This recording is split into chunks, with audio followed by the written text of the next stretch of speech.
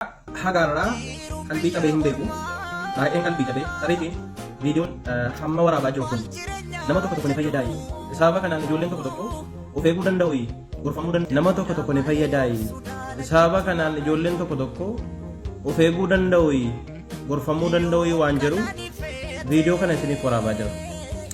Maal ture araba wayitu ture waliin haasaa jiruun itti dhaqee yeroo mannaqee bira ga'u haasaa sana addaan kutan.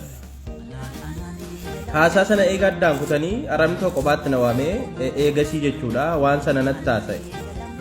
Maali wantichi karaa xariiqa jechuudha raayinaa irraa gara makkaa geessu jechuudha. Ijoolleen beektan ni jirtu.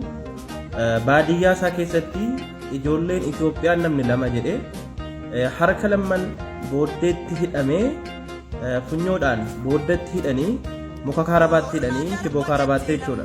Giraa deeman fakkaata.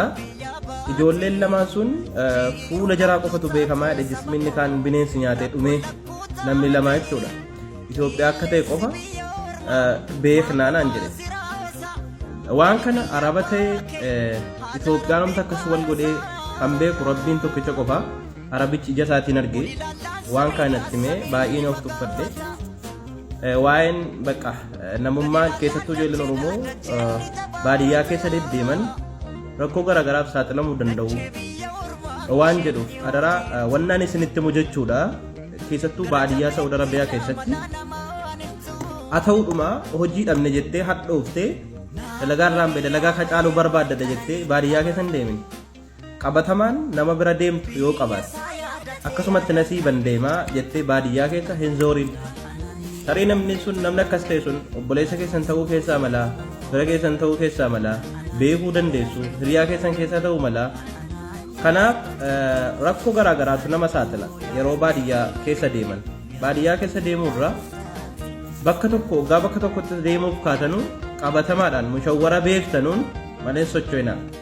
Maaliif akka dhaamsa akka dhuunfaa kiyyaatti wanni kun natti dhagahame jennaan waan kana saniif qoodee jechuudha. Garuu wanti namni hin argin kan hin dubbatamne wanti ilmaan Oromoo irra gaa jiru himamee hin dhumu jechuudha.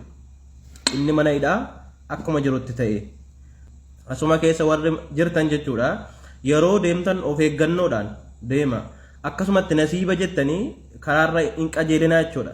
Obboleessi kiyyaan kaleessa maxxansee turellee amma yoonaatti waree isaa wanni dhageen jiru ammas illee akkasuma viidiyoo kiyya sheer gochuudhaani akkanaaf barbaadan abdiin isinirraa qaba.